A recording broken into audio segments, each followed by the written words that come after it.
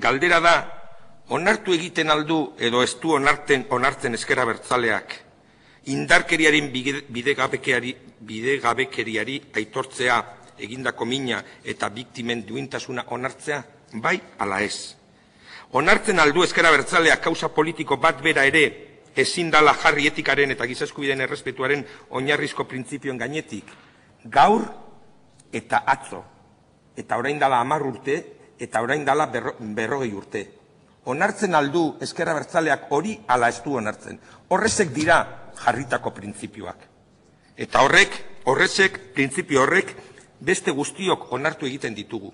Eta naiz eta zuk abotsa altzatu, ala plantak egin, printzipio horrek hor jarraituko dute, tinko. Eta horren gainean eraikiko dugu normalizazio politikoa eta bakea herri honetan. Hori da daukaguna.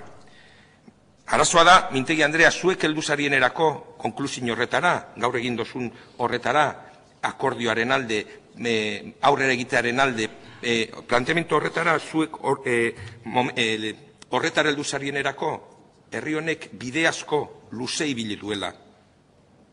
Eta ezinezkoa da, pentsatzea eta behartzea beste guztiok, herri honen historia 2013an hasten dela aitortzera.